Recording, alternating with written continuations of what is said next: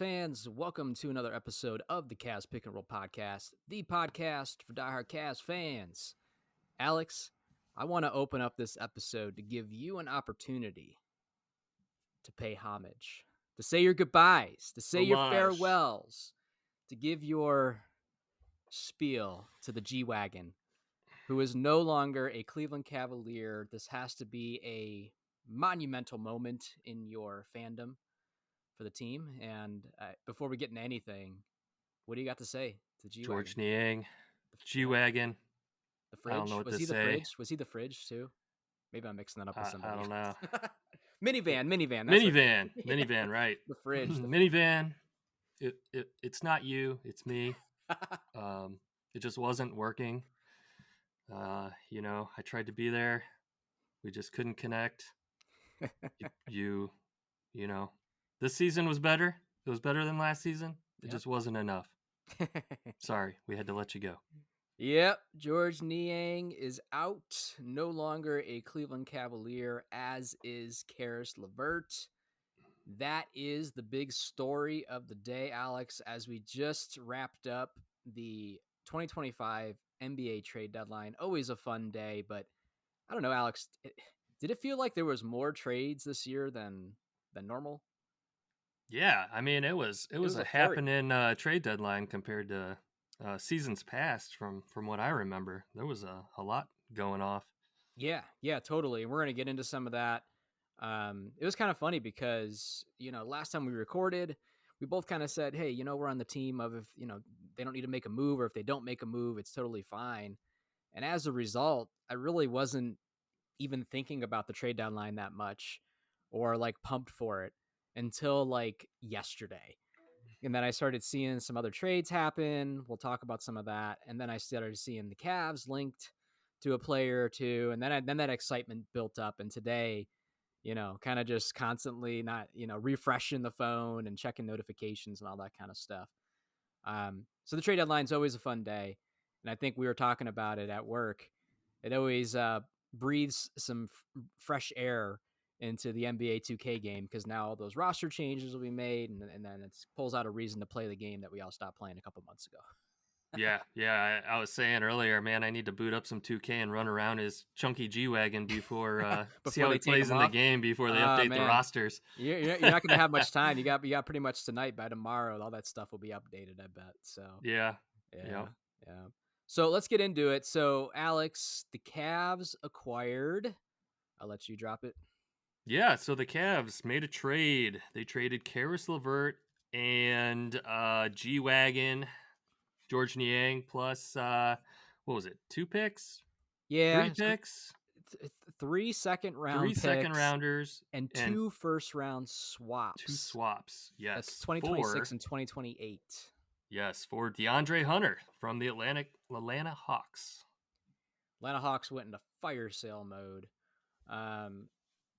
This seemed to be the guy that everybody wanted. The other name that was out there for a little while was Cam Johnson. I heard a lot of people pulling for Cam Johnson, and even I was listening to the morning show. Frank Isola was saying he preferred Cam Johnson for the Cavs. So I don't know. But a lot of people seemed to jump on the Hunter train as reports started to come out.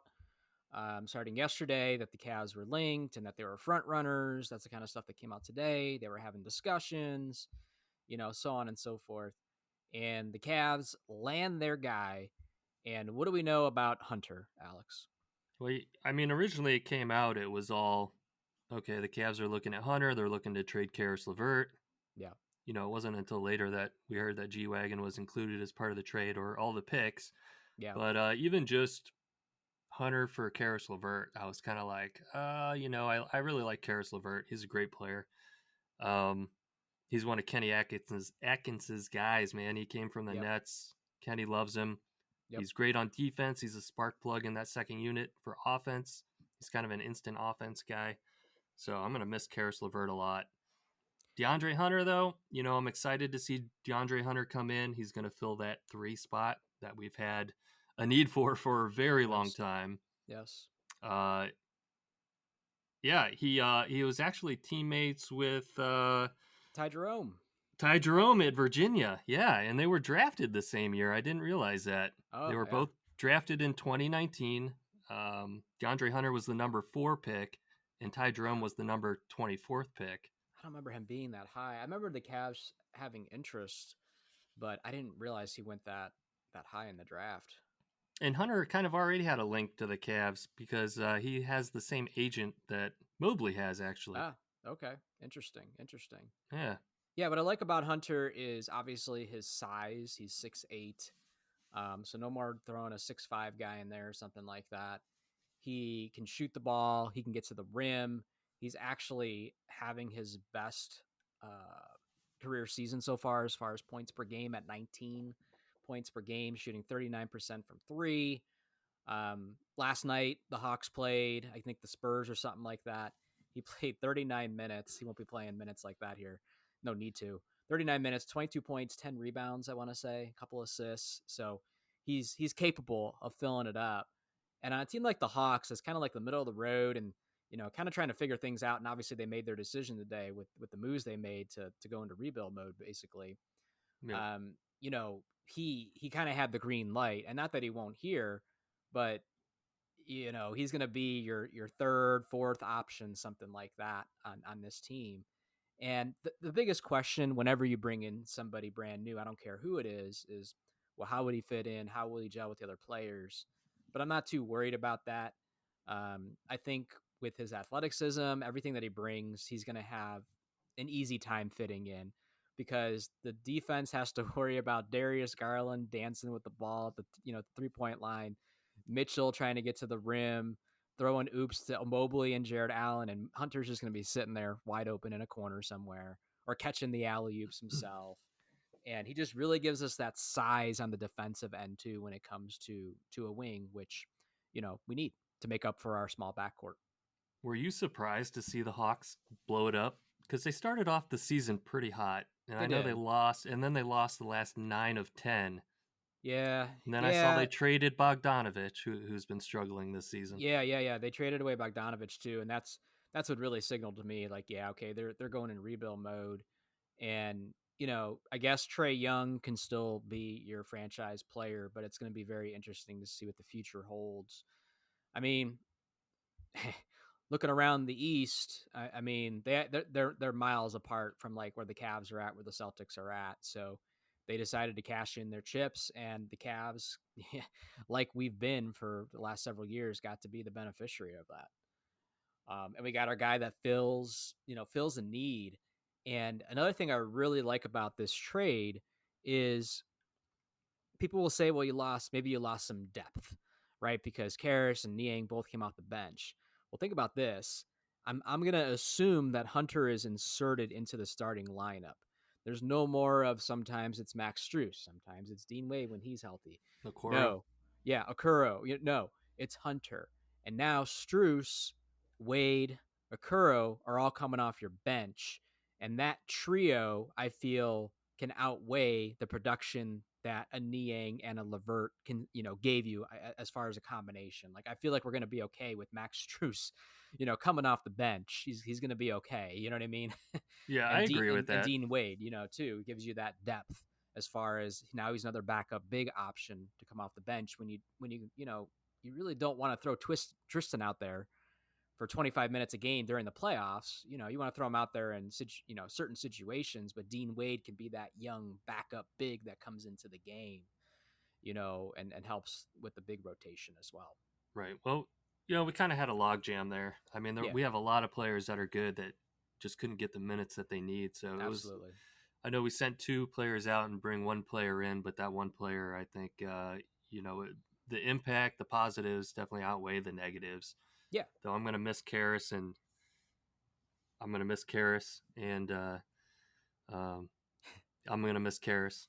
But And those no, 3 second but rounders. really, George Niang, the one thing about George Niang I'm going to miss is after a Cavs win, he had a post game segment with Tristan Thompson, Yeah. and it was always hilarious. They were so funny together. So That kind of reminded I me will of miss that. they kind of reminded me of the new era of like what RJ and Channing had together, as Yeah. far as just gelling and clowning and talking. And I could see Niang. I think we talked about this being in the broadcast game at some point when his career's over, like in a year or two.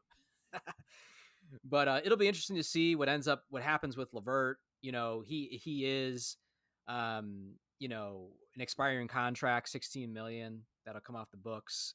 So it'll be interesting to see what the Hawks do with him, like if they try to bring him back or if LeVert, will be a free agent this offseason and lands with another quality team because he does bring value. He can fill it up. And what's funny is when we did our predictions episode, he was the guy I predicted that would be traded this year. And it was funny because he started off the season so hot. I'm like, oh yeah, no, I need to take him off that list. And here we go. He ended up getting dealt, and probably the salary, probably played a big part of it. You knew you weren't going to keep LeVert past this season. Basically, there's no way they can afford all these guys. Ty Jerome is having a hell of a season. You want to find a way to bring him back. You bring in Hunter, who's making around 23, 24 million for the next couple years. That's some money there. So the Cavs are also doing this with thinking about the future too, because what's nice is it's not a scenario where you're bringing a guy in and then you risk losing him in the off season, or he's locked up here for a couple years and he falls into the timeline as far as an age with your core four, and he's still pretty young. Mm-hmm. So it's a good fit all around. Very excited to see him get integrated with this group, and wearing a Cavs uniform. Yeah, when the trade was finalized and I started looking into Hunter, one of the things that I noticed was that the past few seasons Hunter was a starter with the Hawks, but this season he really wasn't. He was, one of the best six men coming Yep. off the bench. He was Yep. the Hawks were using him as a spark plug, similar to the way that we were using LeVert. Except, I was real impressed with Hunter's production. He's just he's a scorer, high field goal percentage, high 3-point percentage, very high free throw percentage. Gets you rebounds, assists, blocks, low turnovers, low fouls. It just looks good all the way around.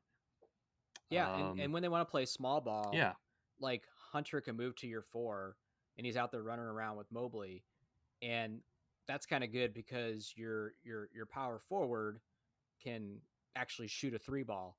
Mobley can hit one every once in a while, but I don't want him jacking up more than one or two a game.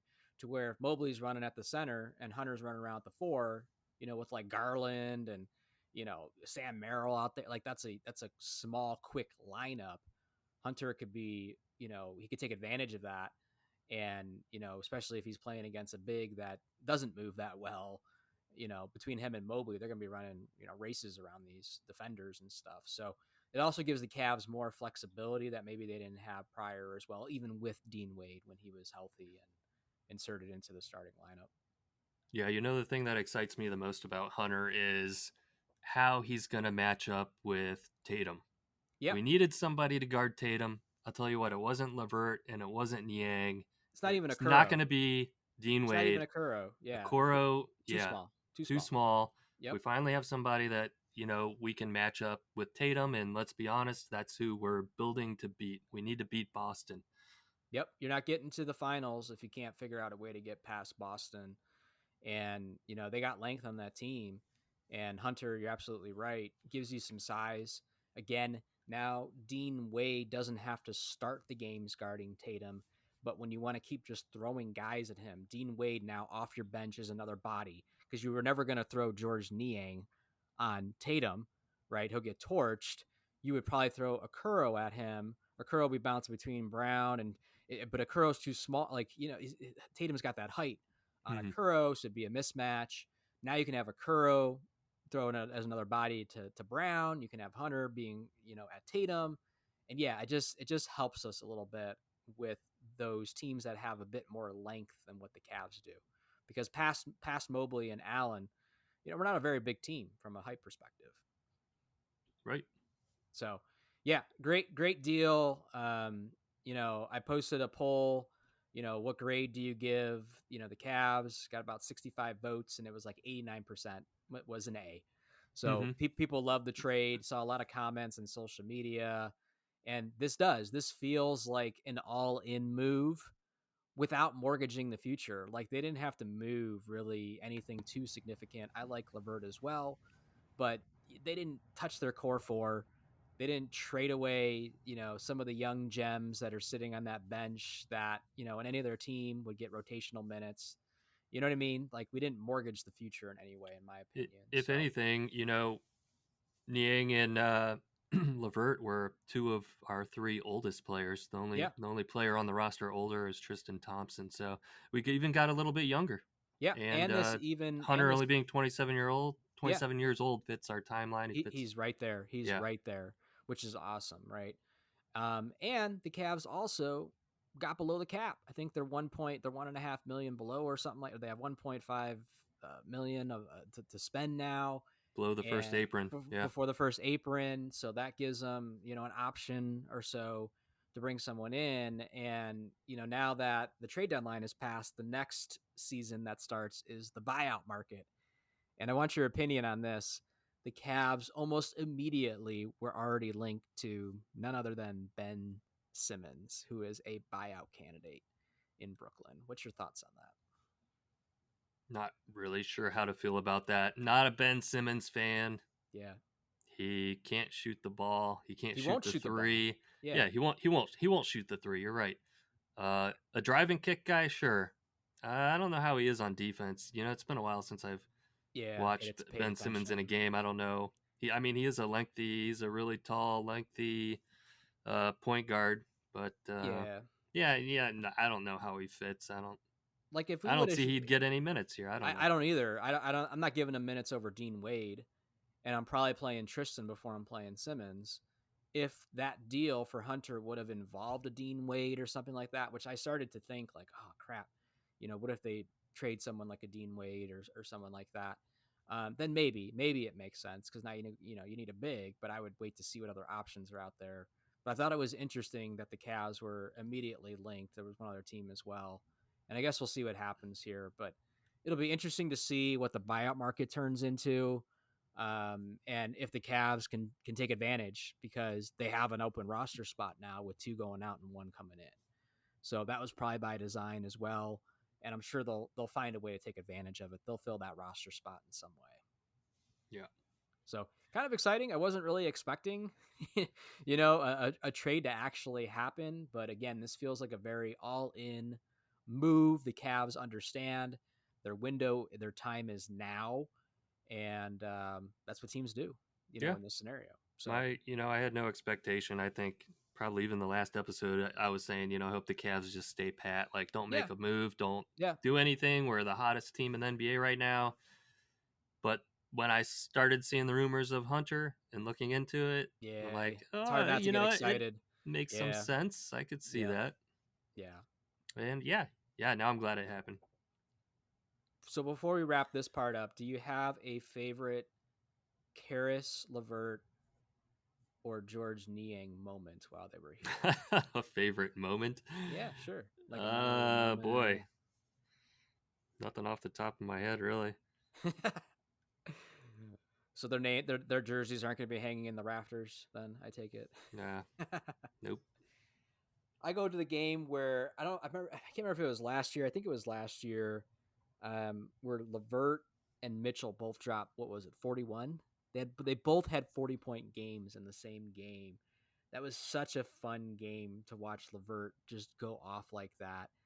And he reminds me a lot of just like the Jamal Crawfords, the Jordan Clarksons, the scorers of the NBA, but aren't starters, aren't necessarily household names or superstars. And we've seen Levert, get hot, and he's so fun to watch. But that 41-point game is the one that sticks out the most to me. For Niang, I don't know. I think of so many moments where I'm just watching a game and he does something either so bad or Mm-hmm. something so impressive that I catch myself laughing when I'm watching him sometimes. And that's what I'll remember from him. He was kind of just this goofy guy that, like, if he showed up at the rec, you would look at him and be like, yeah, he ain't Yeah.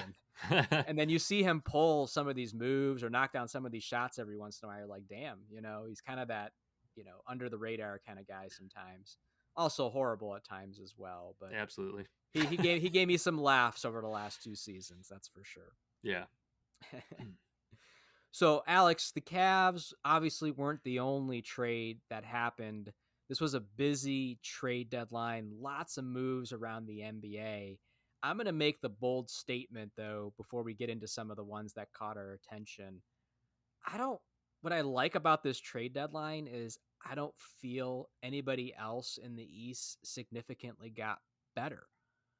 Like any of the teams that I would worry about, like, they didn't add any pieces that like scare me at all, which is nice. It's refreshing. Like, remember when we saw the off season and we see the 76ers get Paul George, we see the Knicks get Mikal Bridges, we see, Orlando add who's a KPJ or whatever.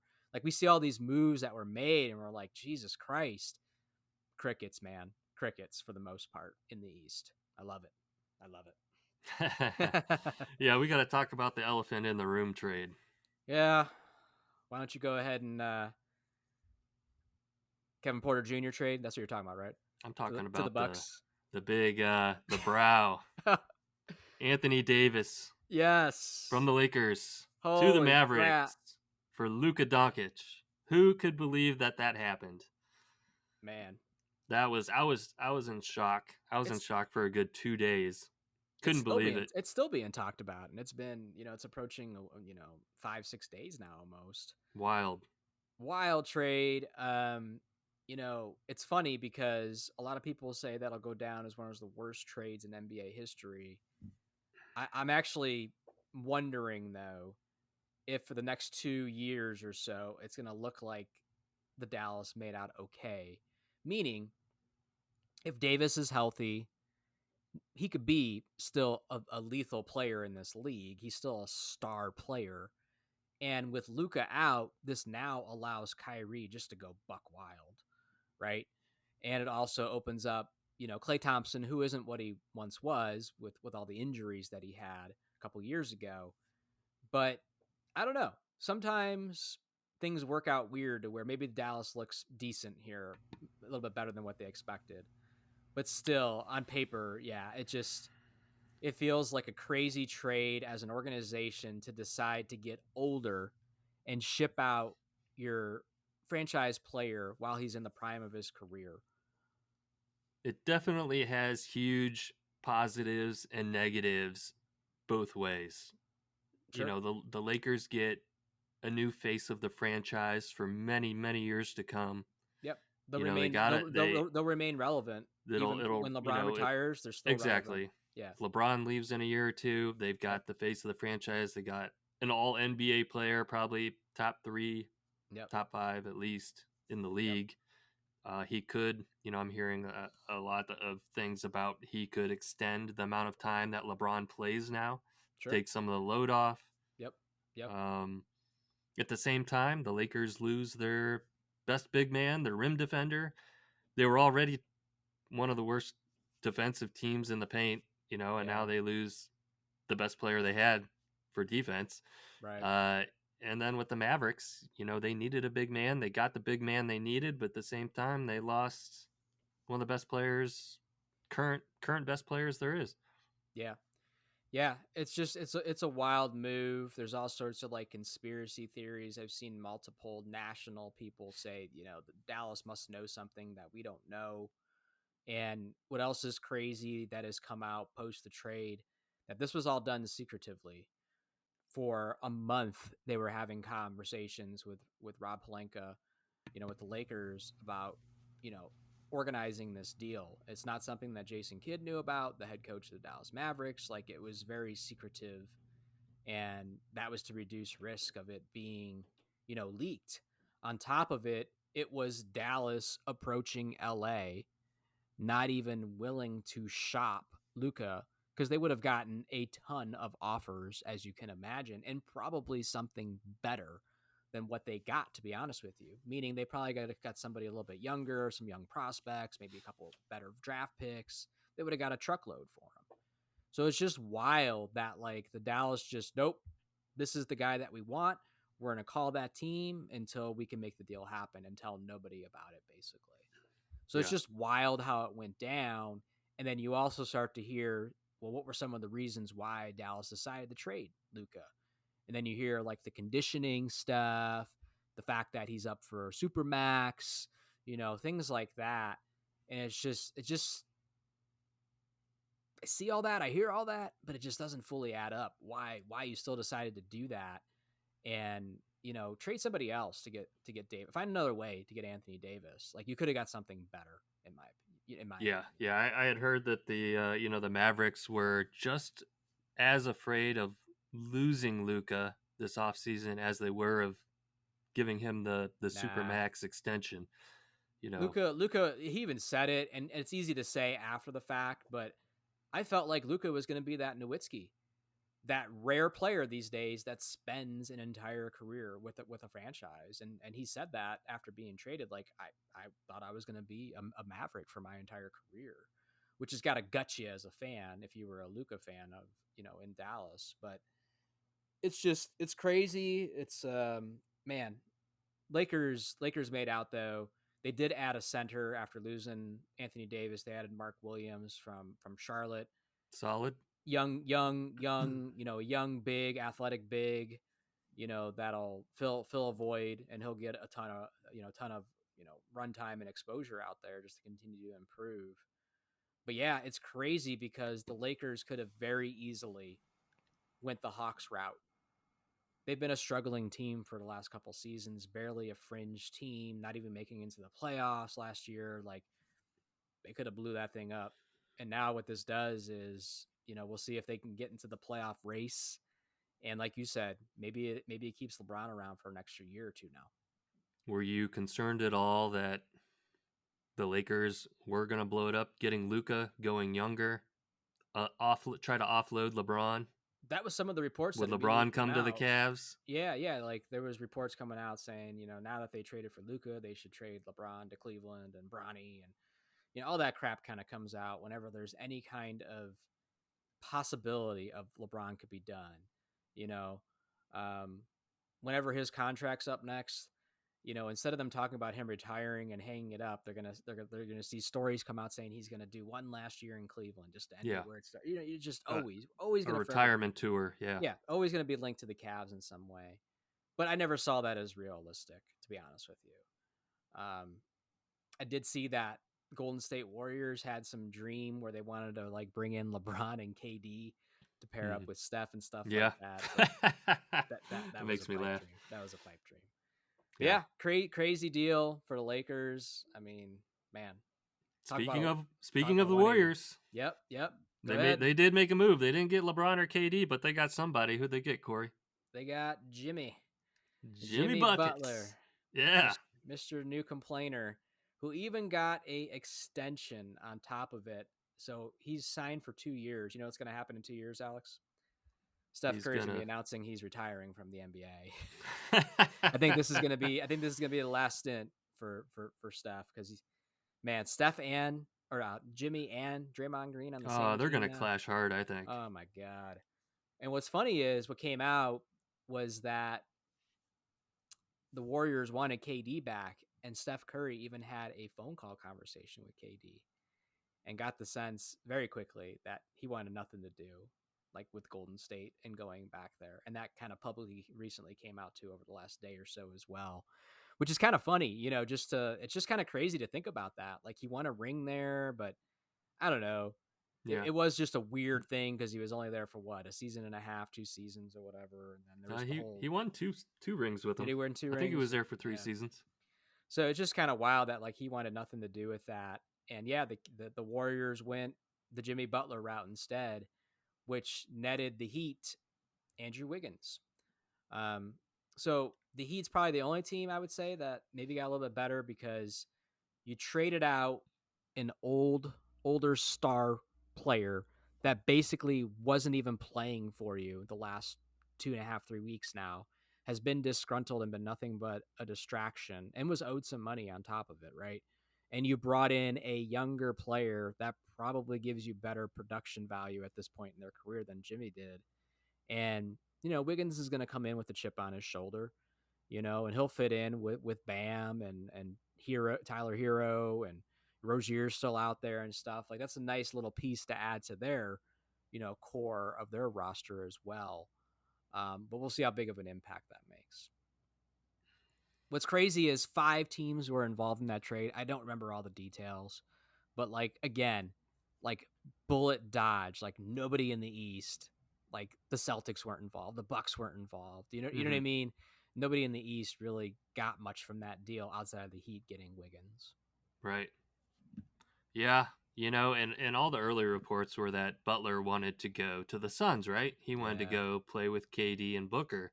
Yep. And yeah, I don't know. It didn't work out. He didn't get to go to the Suns.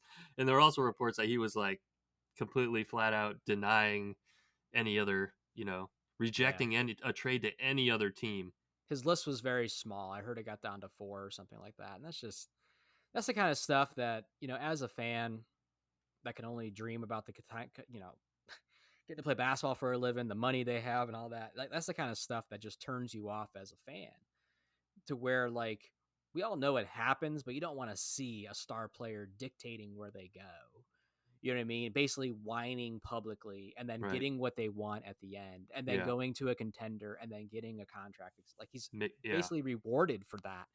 And these young superstar players that are coming up in the league, and they see that type of stuff. They see how LeBron still controls the NBA. They see how Jimmy Butler can determine where he goes ultimately.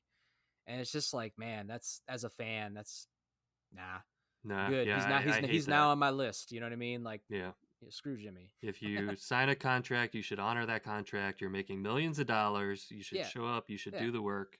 Yep, exactly. So whatever, but it's done. It is what it is. I mean, Jimmy Butler's like on his 5th team now in his NBA career. So what other trades kind of caught your eye besides that one and the Luka trade? What other trades? How about Brandon Ingram going to Toronto? Yeah, that's a good one. That definitely helps Toronto a lot. So Toronto's struggling. I don't like to see that. No, I don't like that either. But Toronto's they're struggling this year. They were a team a year or two back that seemed like one of those rising teams for like a season, and then it just went south from there. So they add a piece, but they're not any kind of immediate threat. So whatever. They got to add some more pieces around him now. Let's see. I mean, there's a bunch of little trades, right? The Pistons got Dennis Schroeder. The Grizzlies got Marcus Smart.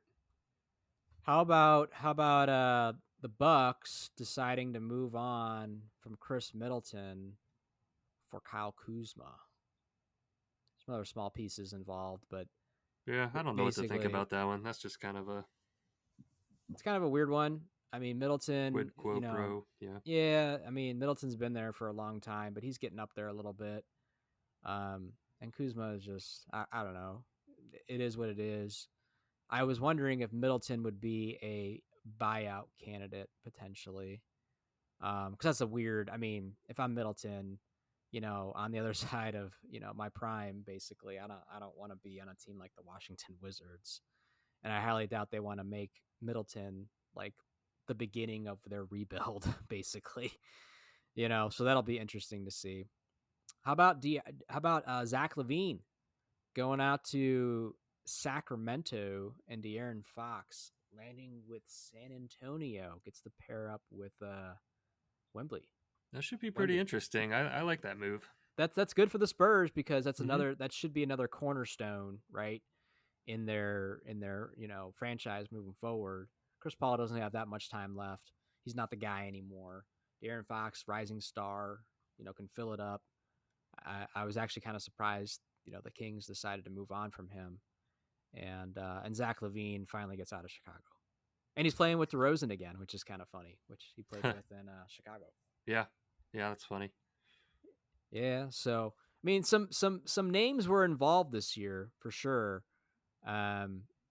but again, like none of these guys ended up on a team that I'm worried about, which is what I like to see. All right, Corey, I got to lose the Mozgov hat. It's way too hot. Getting hot. Yeah, Yeah. Alex has been rocking. For If those you're not Cavs watching fans, this episode on YouTube, oh yeah. well, you should be. Yeah, you should be. For you older Cavs fans, you might remember a center by the name of Timothy Mozgov, who played for the Cavs during the championship runs, and he had a hat, probably a giveaway night, and Alex was rocking that along with some Cavs winter gloves that you just got. Must be a Mozgov 2020. 2020. I don't think he was still here quite Incredible then. commercial. Look up the Yeah. Mozgov hat commercial on YouTube. It's great. It's absolutely hilarious. It's great. Hysterical. Yeah. Yeah, and I'm rocking the Cavs knit gloves I got at the Detroit Pistons game. That was the giveaway. Very cool. Very cool. But yeah, anytime you can pull out the Mozgov hat. Got to. You asked me to last episode. I did. And I had the Christmas hat next to me, so this time I grabbed the Mozgov hat. I do have appreciate it. one more other Cavs hat that was a giveaway that I'll have to break out if I can find it. Nice. So besides the trade, deadline and the Cavs making a move, the other bit of news that came out in between our episodes here is the All-Star reserve selections were announced. And I was so happy when I saw this, Alex. Darius Garland and Evan Mobley both made the All-Star squad for the East. So the Cavs have 3 players plus a head coach representing, Cleveland at the All-Star game this year. I haven't seen like 3-point contest contestants and slam dunk contestants and all that stuff, but pretty cool that, Mobley and DG both got in. Yeah, it's awesome. I still feel like Allen got the snub, but yeah, it's great to see 3 Cavs get in. I was a little worried after seeing the fan vote and only Donovan making it in. I'm glad the players, coaches, media, whoever fills out the second half of that vote, did them justice. Yeah, definitely. They rewarded the Cavs for playing as well as they did, and I mean they don't play that well. They don't have the season that they're having if DG and Mobley didn't make the leaps that they made, and just it's crazy to think about where both of they were, a year ago. Every Cavs fan wanted to trade Darius Garland, and Mobley hadn't yet, consistently taken that leap yet, and you start to get nervous because you're on year 3 at that point. So the team does not have the success that they are having this year if both those guys would have repeated last year, basically. So they get rewarded by that by going to their first ever, All-Star game in their careers, hopefully the first of many. And just makes it that much more, exciting to watch. The only bad thing, Alex, at least in my opinion, is after that was announced, I shortly after that found what the format is for the All-Star game this year. It's not your traditional East versus West. It's a knockout tournament, Alex. A 4-team knockout, round robin style.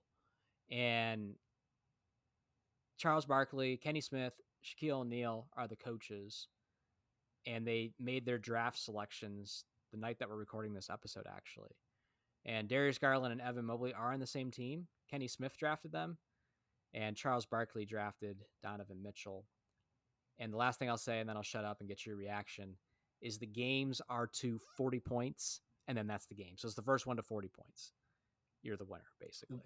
Wasn't it like that last season? Maybe. Or it was similar. It was similar last season. It might have been. It might have been. I don't fully remember. And each win that they got, a certain amount went to charity. Yeah. I'm kind of remembering this a little bit. It might have been.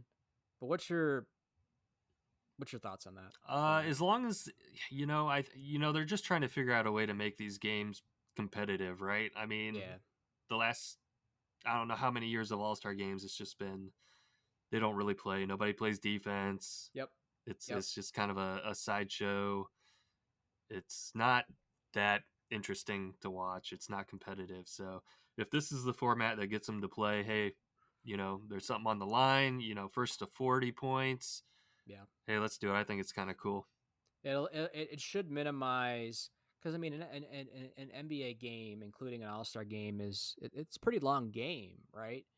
And it's like, yeah, nobody plays defense, so Like, yeah, it's fun watching some dunks and alley oops, but like to watch that for pretty much a full game, Mm-hmm. it kind of gets boring. So with these games going by faster, which I think is the idea here, is it should reduce that a little bit and up the competition. So we'll see. I'm just me, man. I'm just that old school, like, man, I remember, watching so many classic All-Star games growing up that it's, anything different is get off my lawn, basically. But Yeah. you But could tell that Adam Silver, with a lot of the changes he's made the last couple years, the mid-year tournament, this, he's talking about, I don't know if you heard this one. He threw out the idea on a podcast recently of shortening NBA games to 10-minute quarters. I don't know if you heard about that one yet, no, but but I already hate it. yeah, well, totally. I mean, there's so many things that would mess up, historical records being one of them. But you can just tell he's trying to do things to spice it up because ratings probably aren't where he wants them to be, and this is just another attempt at that. I think is changing the All-Star format. Yeah. Well, yeah. There was a lot of that, when baseball added the pitch clock, Yeah, which I really like. I'm not a baseball purist. I yeah, just watch it for the entertainment. I usually don't even start watching until it's almost playoff time. yeah. I know they're trying to spice up the NBA. I've been hearing ratings are down across the board for NBA games. So it doesn't surprise me that they're kind of brainstorming some changes. Mm-hmm. But yeah, I don't know how lowering the number of minutes per quarter does anything. You ain't gonna I, lower the price of my ticket, Yeah. right? Man, that Detroit game I went to, man, I got a $14 can of beer Oh, and jeez. a $10, nachos. And it's like, holy crap, it's too expensive to be here. Yeah, yeah, You pay, totally. the parking was up to, I want to say the parking garage that's attached to Rocket Mortgage Field House. I'm pretty sure it was $40, Jeez. which is wild. I didn't Yeah. park there. I went right past and parked in one of the lots next to it for 20. So Right, right, right, right. Yeah, it's got to be an investment to go there. And you took your fam, so that's 4 tickets and all the food and the park. Yeah, yeah, yeah, it's not cheap. it's not cheap. So it'll be interesting to see. The All Star game this year. Cool again that we get to see three players represent. Cleveland at least, and yeah, now we add Hunter to the mix and see what this team looks like with a new face on it and what Uh, they I, do in the buyout. Another funny thing I saw about the All Star game was that LeBron and AD are on the same team, I did see that. reunited already. Kevin Durant's there too. Actually, I saw. I can't remember if Steph is there, but yeah, they're reunited already, which is kind That'll of be funny. funny. Yeah, Yeah. So besides that, we're not gonna go too deep into it, but there's been basketball games. The Cavs have won, every game except for the Boston game since the last time we recorded.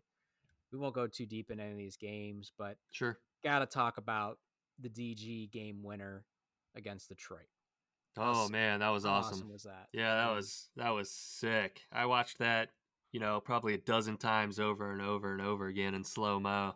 absolutely. Oh man, it was so beautiful, so It beautiful. was it was the Cavs were up late in that game and they kind of let Detroit back into it at the end.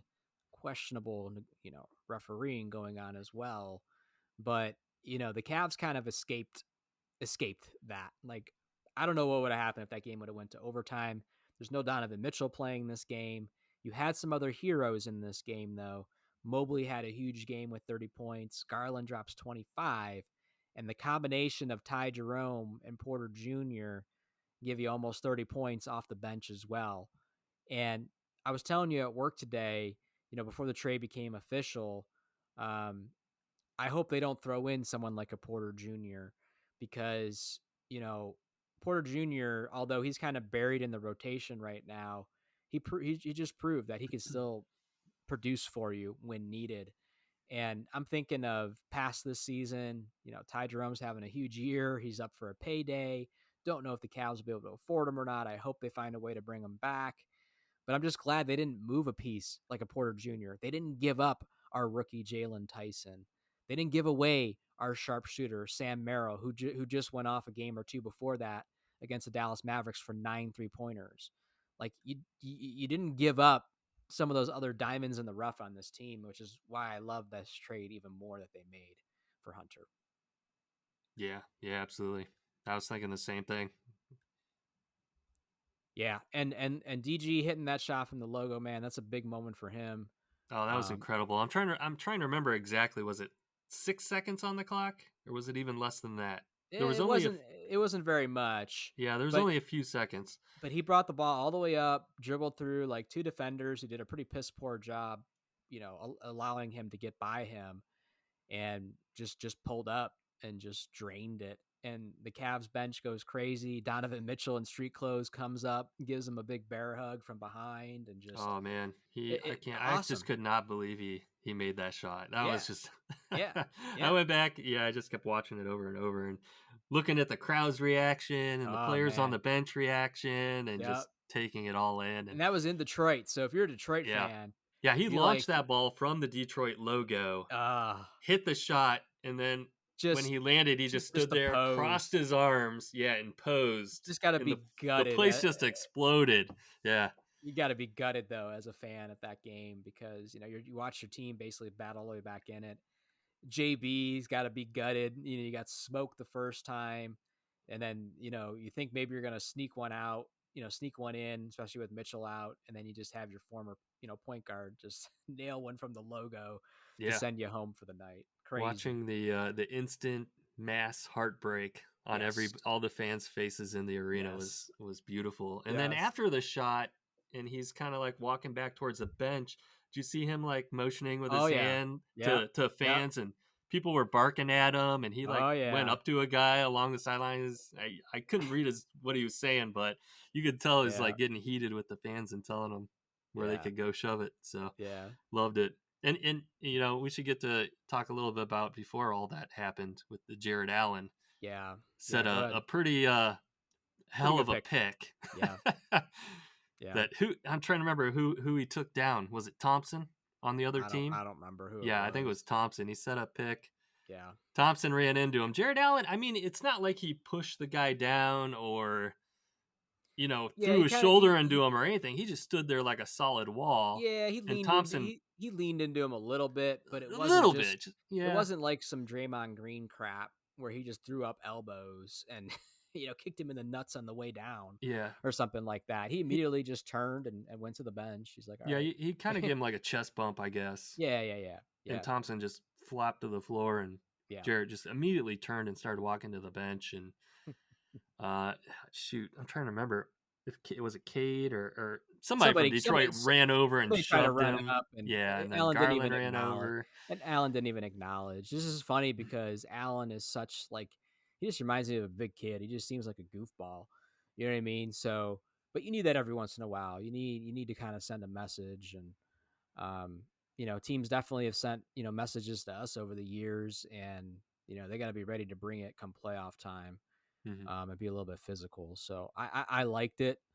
And just again, we escaped with the win. It would have sucked if we would have lost that game, especially Yeah. after losing the Boston game the night before. And let's get into that Boston game real quick. I feel like it was a missed opportunity, Alex. The game's in Cleveland. You got smoked the last time you faced Boston. If you remember that game, that's where they hit a ridiculous amount of threes. The game was over by halftime. The Cavs claw back into it and lose late in the game. This was your opportunity, to send a message. You get them one more time, but now it's on the road.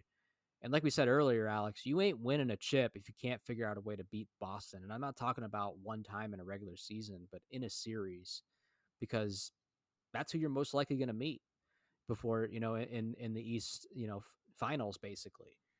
You're going to have to beat Boston. So I feel like it was a missed opportunity. We were missing some bodies that game, no Hmm. Okuro, no Dean Wade. I think somebody else was out. But I said this the last time we played them, Alex, and the same thing happened this game. And maybe it'll be different after this trade. But I hate Boston constantly puts our guards in a pick and roll situation, which is smart on their part, which we have a small backcourt. I don't need to see Sam Merrill guarding Porzingis and Darius Garland guarding Jason Tatum, because guess how often that worked out for us on the defensive end. It's a losing formula and just can't happen. You're not going to win a 7-game series if that's what you continue to do from a defensive matchup standpoint. hopefully you have a Kuro back. You know, you have Hunter in the mix. You have Wade coming off the bench. You got Strus coming off the bench. So maybe that looks a little bit different.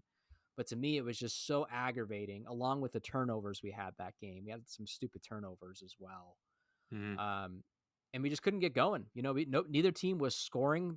The game was almost 6 minutes into the first quarter, and it was like 7-6. Yeah. And then Boston started to score, and the Cavs just couldn't. And the Cavs were basically playing catch up, you know, the entire game from there. Yeah, I agree. I mean, you pretty much nailed it. It was they kept forcing matchups that I don't know. I don't understand why the Cavs. All right, so you get in a bad matchup on a pick and roll. You know, you need to fight through the pick or go over the pick or go under the pick. You got to do what you got to do to stay with your man because they were forcing, Tatum onto Merrill, Porzingis onto Merrill. Yep. They were just taking advantage of our small ball lineup that we were kind of forced to play. Right. They were also killing us on the boards, which was also part of that same problem. Like we could not get a rebound to save our lives. They were getting second and third opportunities on the offensive end. It was just ugly. We got down early in that game and could could not catch up the whole rest of the game. And if I'm not mistaken, this is the first game where Porzingis played. I don't believe he played the first 2 games because he was out with an injury earlier in the season. So that added another dynamic that we hadn't seen yet. And early in the game, he blocked both Mobley and Allen, which, you know, in the previous games, you didn't have, you know, basically a 7-footer sitting down there waiting for you. What I will say was pretty badass, though, was that dunk that Donovan Mitchell had over Porzingis. I'm going to, going off of memory so far this season, I'm going to say that's been the dunk of the year so far for both Mitchell and the team. That was sick. That was a poster. And then we just didn't score again after that. Oh yeah, that dunk was just so great. I mean, he just went in there with authority. He pulled it back, tomahawk. Yeah, dunked it. He landed. He let out a roar. It was awesome. And then like a play or two later, it might even have been the next set that Boston had it. Porzingis went for a dunk and Jared Allen blocked him. And I'm like, okay, here we go. This is going to light the fire. It just unfortunately never happened. And the Cavs would sometimes get it down to single digits. Boston would just go on another run, push it back out. And, you know, they have that chemistry as well. You know, they have some pesky players and Derek White, Drew Holiday, even Pritchard, their little backup point guard. He's tough as well. Forced a nice turnover on Mitchell. He's scrappy. Al Horford somehow finds a way to still be a thorn in your side, and then you got Tatum and Brown and you know Porzingis. Poor officiating. Yeah, they got us. They got a squad. You know what I mean? So it's gonna be a hell of a matchup. And the Cavs, you know, again, another reason why they made that trade today to bring in Hunter specifically, probably to match up with Boston. So looking ahead, though, Alex, the Cavs have the Washington Wizards as their next game. And then we get to see Anthony Edwards and the Timberwolves coming to town in Cleveland on Monday. So they play tomorrow on Friday against the Wizards, Monday, Timberwolves, and then they go play the Raptors after that, and then the Nets. So they kind of have a couple games here where, you know, kind of the bottom feeder teams of the league, except for the Timberwolves, where they should be able to take advantage of that before the schedule gets a little bit harder when you get towards the end of February with the Knicks, the Grizzlies, the Magic, the Celtics, which will be your final matchup against them. So it'll be interesting. I wonder to see. how soon we'll see Hunter enter the lineup. Yeah. I'd be surprised if he plays tomorrow. Monday is probably more realistic. You know, it'd be hilarious. We play the Nets next week. Not that I want to see it happen, but what if Ben Simmons is wearing a Cavs jersey and that game is in Brooklyn, and that's his first game with the team? I just saw a Shams post 9:44 p.m. tonight. That the Cavs and the Clippers are in talks. For what? For the buyout of Ben Simmons. Oh, like they're the two teams. They're the two front. They're the two teams that are interested in if he gets bought out. Yeah, I don't know what the Cavs are smoking, but I don't know. I don't either. I don't see the value. I'll give JT Thor minutes before I want to give Ben Simmons minute. Hell, give me Luke Travers, or just see who else gets bought out. Like the buyout market is just starting. wait a couple days, see who gets out there. But I don't know, man. We'll see. But exciting times. Cavs add a new piece to their roster. Excited to see him make his debut. And the Cavs play here for a couple more weeks until the All-Star game, so that'll be fun to look forward to. They even dropped a new Road Back episode, Alex. I meant to tell you that. I didn't get a chance to watch it, but we were just talking about how we haven't seen one in a while. We need to talk about that on the next episode. Oh yeah, absolutely. I need to go watch it right after this. Yes, definitely. All right, Alex, let's go ahead and wrap up this episode of the Cavs Pick and Roll podcast. Want to thank you, Cavs fans, as always, for tuning in and listening. And Alex, want to let them know where they can follow us and connect with us. Follow us on Twitter at Cavs Pick and Roll. Shoot us an email, cavspickandroll@gmail.com. Follow us on Facebook, Instagram, Tumblr. Watch this episode on YouTube. Wherever you're listening or watching, click like, subscribe. Leave us a rating or a review. We'd appreciate it. All right, Cavs fans, there it is. We will talk to you again soon. Peace out, Cavs fans. Black gloves.